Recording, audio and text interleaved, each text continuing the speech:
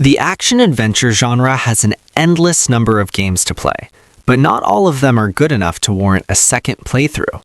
A lot of games are a one-and-done experience, unfortunately, and are easily forgotten about once the credits roll. However, there are some amazing action-adventure games out there with incredibly high replay value and are designed to keep you busy for hours on end. In order for a game to have high replay value, it usually has additional content outside of the main quest, such as an extensive number of side quests, collectibles to find, hidden secrets, multiple paths with different outcomes, and more. On the other hand, some games offer such unique experiences that you can't find anywhere else, such as a co-op experience that creates memories, unique mechanics, or an incredible story that encourages someone to play the entire game again. After scouring through tons of action-adventure games, there are 10 that stood out as titles that have the highest replay value. Each one of these titles is so fantastic that you can't help but pick up the controller and go in for a second or third helping. Here are the 10 best action-adventure games with high replay value. Hazelight Studios is known for creating the best co-op experiences in the industry, and one of its greatest titles is 2021's It Takes Two. While nothing changes in a second playthrough of the game, the replay value lies in the enjoyment you'll get from experiencing this adventure with a loved one. The laughs, emotional moments, and memories you create with your co-op buddy on the first playthrough will make you want to play through it all again. I was lucky enough to get my fiancé to play through It Takes Two, and it's a time that was so special to me. On the second playthrough, I played with my brother, and since our relationship dynamic is so different, playing the game a second time felt completely unique from my first playthrough. In other words, finding a different co-op buddy to play through It Takes Two a second time can lead to a different experience overall. You can even try to complete objectives you skipped on the first run, or discover hidden secrets you may have missed. Devil May Cry 5 is a game with high replay value due to its scoring system and combat encounters. As players fight through hordes of enemies, they can pull off incredible attack combos that rack up points. The longer your streak of combos is and the deadlier they are, the higher your overall score will be. This addictive mechanic creates high replay value as it leads to an endless loop of attempting to beat your high score by mastering the combat system. New Game Plus can be done on greater difficulties too, adding a new layer of challenge. In addition to that, Devil May Cry 5 has a game mode called the Bloody Palace, which is similar to horde modes from other games. The challenge is to rise through the floors of the palace, fighting waves of enemies as you climb, and aiming to get the highest score possible. The farther you progress through the palace, the harder it becomes, and enemies become more aggressive and deadlier. Overcoming the Bloody Palace is no easy feat and will take many hours to master. God of War Ragnarok's replay value stems from the amount of side content in the game. There's a ton of side quests, favors, secret bosses, and hidden locations to explore, all of which you most likely won't complete in one playthrough. Since GOW Ragnarok offers a new Game Plus mode, you can tackle all these objectives in a second playthrough with a fully upgraded Kratos and Atreus. NG Plus even adds new armor, higher level caps, and more challenging mini-bosses. With the addition of the Valhalla DLC, which is a roguelike mode with randomly generated content, the game has even higher replay value than it did at launch. Also, God of War Ragnarok is simply great to replay due to the incredible story it tells. Sony has always been the king of stories in video games, and Kratos' latest adventure is proof of that. Experiencing the story on a second playthrough will help you pick up on stuff you may have missed on the first run, allowing you to get a better understanding of any hidden meanings, secret lore, and the overall plot. Just talking about God of War Ragnarok right now is making me want to replay it. If you aren't familiar with the Hitman series, it's all about stealth and assassinating enemies in unique ways. Hitman 3 is arguably the biggest sandbox in the series and offers more ways to kill compared to other entries. This means it has a ton of replay value, as players can test out new ways to go about missions, trying to figure out the most clever way to take out their targets. Just when you think you have exhausted all ways to assassinate someone, you'll discover a new way to go about it. Additionally, Hitman 3 offers a roguelike mode called Freelancer, which involves randomly generated missions. Each mission feels unique, and you never know how a round of Freelancer is going to turn out. Due to its randomness, fans can play through this mode for hours on end without it ever growing stale. The more you play, the better you'll get at coming up with clever ways to kill and becoming the best Hitman you can be. While all Resident Evil games have high replay value, the Resident Evil 2 remake stands out as the one that has the most. Unlike other entries in the franchise, Resident Evil 2 offers two different campaigns, one where you play as Claire and the other where you play as Leon. While the campaigns are similar to one another, they are different enough and offer unique story beats that weren't playing through both of them. Both Claire and Leon's stories have unique levels, missions, and characters you meet along the way.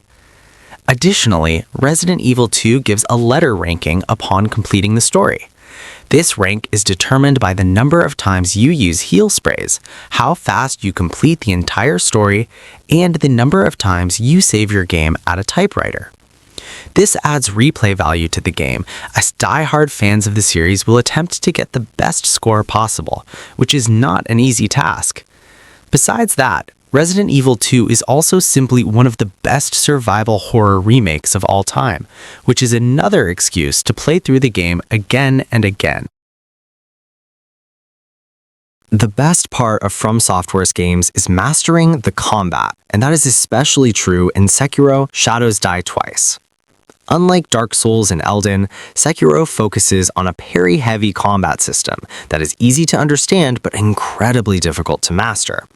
It's because of this high skill ceiling that encourages players to do second playthroughs, to hone their skills even further, and to become the ultimate shinobi. Sekiro: Shadows Die Twice offers a new Game Plus mode that allows players to carry over most of their skills, items, and upgrades. Enemies are much harder in NG+, getting higher health pulls and dealing more damage, putting the player's skills to the ultimate test.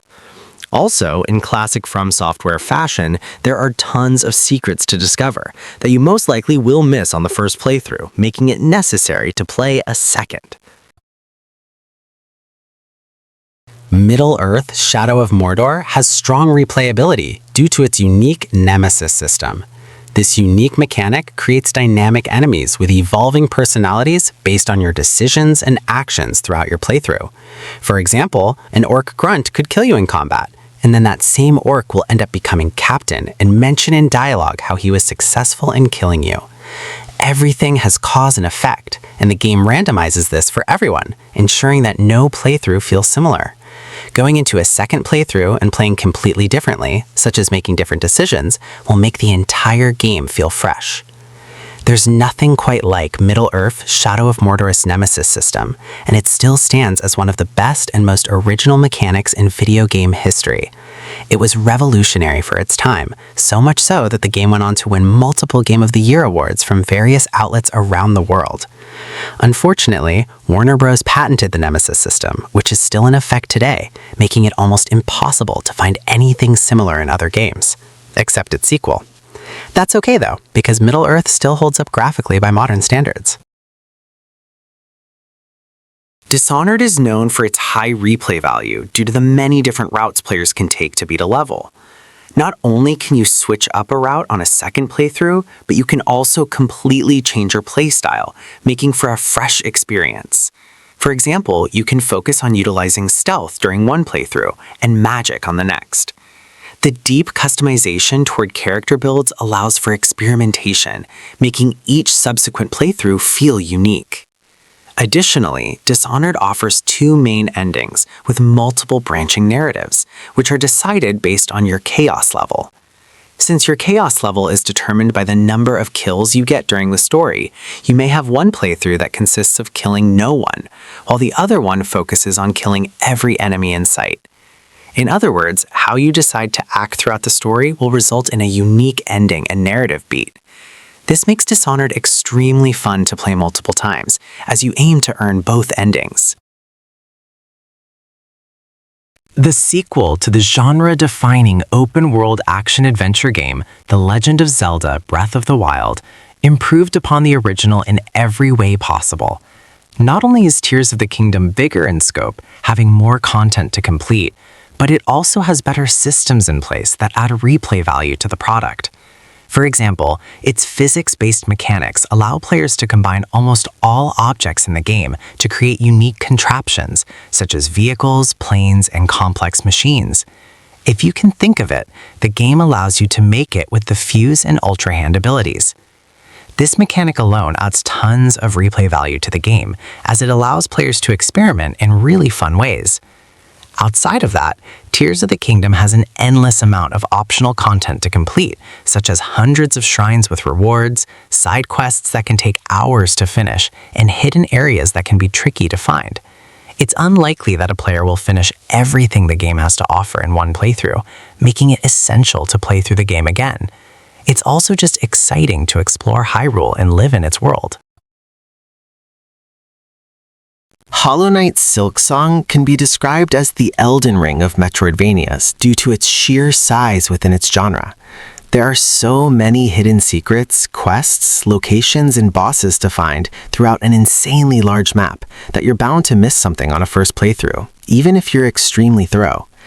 This makes the game have a ton of replay value, especially for completionists who are looking to complete a 100% playthrough where nothing is left untouched. Besides going on the hunt to discover everything Silksong has to offer, a ton of replay value can be found in its combat system.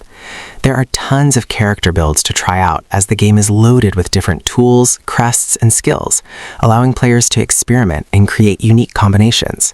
This can make a second playthrough feel completely different, since combat will feel fresh as you'll have new forms of attacks and have to utilize new strategies. It was a long wait for Hollow Knight Silksong, but the wait was worth it as Team Cherry has delivered a game that we will be playing for years to come.